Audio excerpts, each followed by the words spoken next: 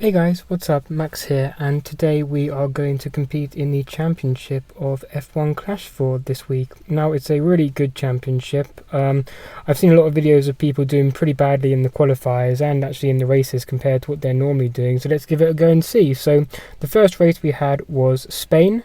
It was an interesting strategy from our rival, and an interesting strategy from us as well, never having done one of these championships before. So it took a while to get our rival. Let me know in the comments if it takes you guys a while at the moment to get given a rival and also to load qualifying, because that did take a while for me in some of these races. But yeah, let's get started and see how we do in the first race. So, moving on to qualifying, well, I know how I did, so this is a voiceover, but you guys can see that I didn't do badly, but I didn't do great. I did come behind the rival. The rival came 15th and 21st, I came 18th and 23rd. Now, I always go for this strategy in Spain. I always go for the hard tyres, and then I like to switch to the mediums for the last 3 laps. And I'll show you the reason why, because it was a really interesting strategy that actually worked in my favour pretty well. So, our rival started on the softs and the mediums. We, like I said, have gone on the hards for both of our drivers. And as you can see, the reason why I don't tend to go for softs or mediums on these races is because the first corner and actually the first lap, it's very hard to gain or lose positions. As you can see, I haven't actually lost really any positions. I gained a position for Guan Yu Zhou, and I did lose some positions for Hamilton, but because we're on the hard tyre, we're going to have tyres that can go much longer in the race. So as long as we don't give up too much of a gap to our rival, it's a really, really powerful strategy, especially when we switch onto the medium tyres.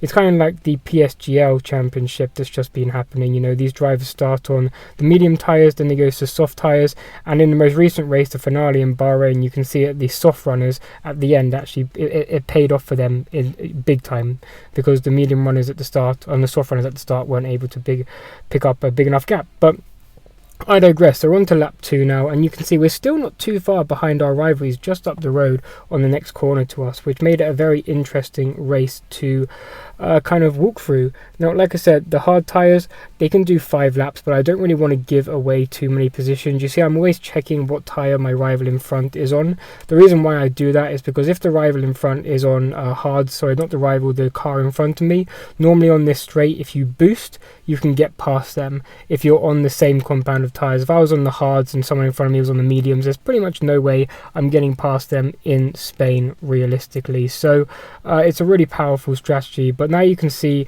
that the rivals Guan Yu Zhou has got up to me. They're going to go for 4 laps on the mediums, but they're actually going to pit their soft tyre this lap, which is really advantageous for us, because as you see, they are not far enough away to actually get the undercut on us.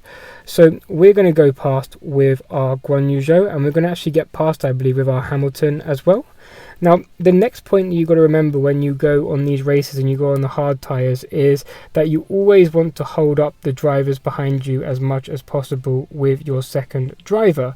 So as you can see, I've put Hamilton on the lowest engine modes. I put Guan Yu Zhou on the lowest engine modes, but when our rivals try and catch up to us, if they are on fresher tyres and they are boosting, it is going to be much harder for them to actually gain time, and we will potentially get the undercut on them. So we're going to go one more lap for Guan Yu Zhou, and we're going to go one more lap to Hamilton. And now I had a big choice ahead of me, because as you can see, Hamilton's on the same straight as Guan Yu Zhou, my other teammate.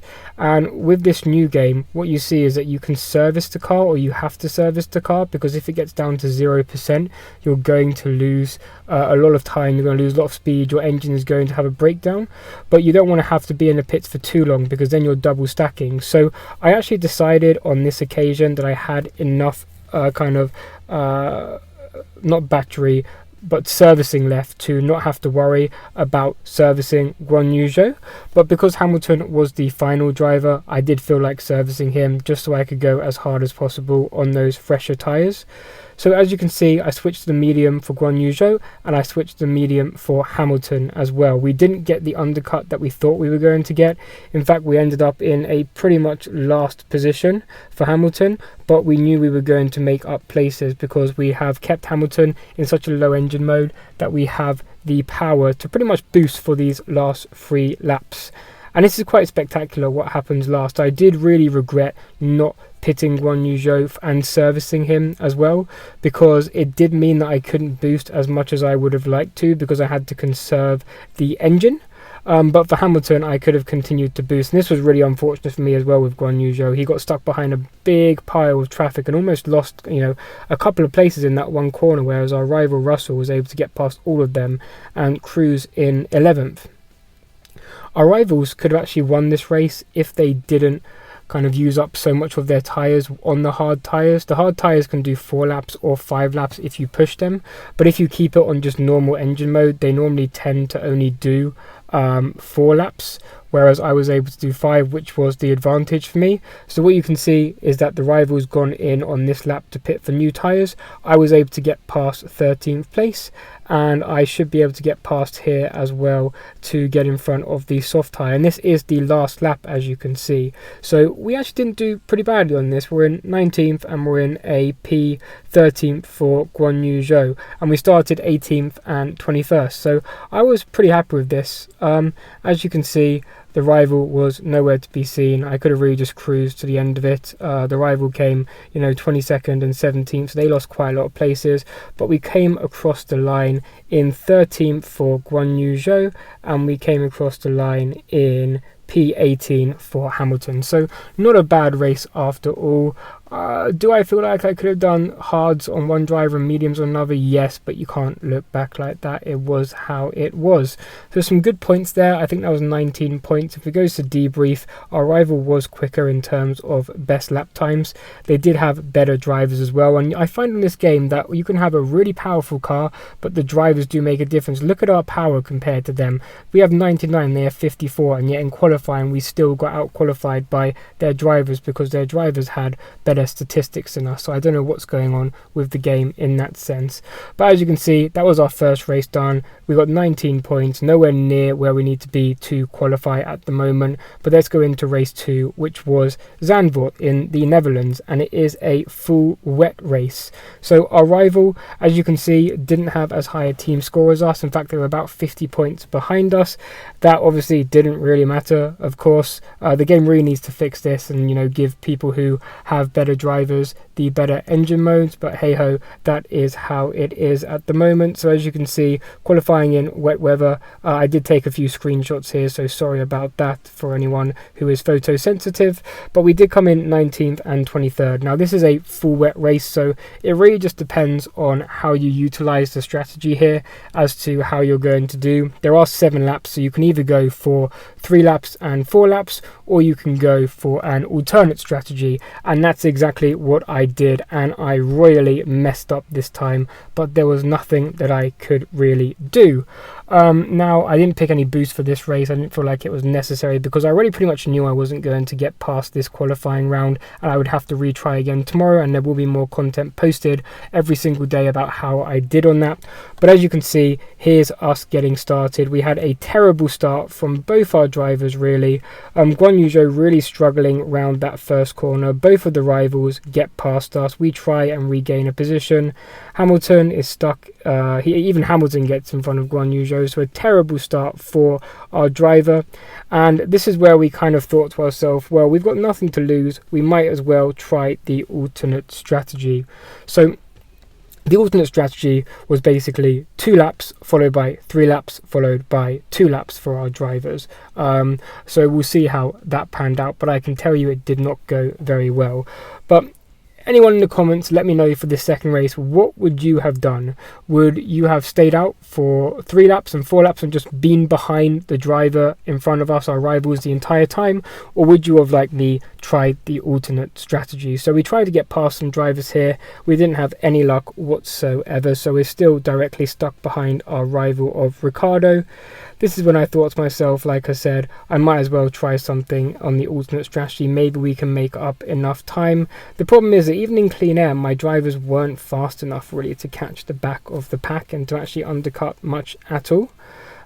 So here we go, trying to get past Magnussen in 20th. This is where we decide that we're going to pit Hamilton. We're obviously not going to service him at the moment because he doesn't need servicing. He's on 60% engine wear. which is pretty high really. We can keep him out for the next 3 laps. We do end up getting past, which is great. So one of our drivers does get past the rivals, which is great. So like I said, what would you have done here? Would you have kept Hamilton out, or would you have taken him in like me and just seen what you would have done with the alternate strategy, seeing as we were already last? So here we go. We have now got up to P20. Like I said, nothing to laugh about. Guan Yu Zhou started 19th, so an absolutely terrible. And this is now on lap 4, by the way. So we're now on lap 4 of 7.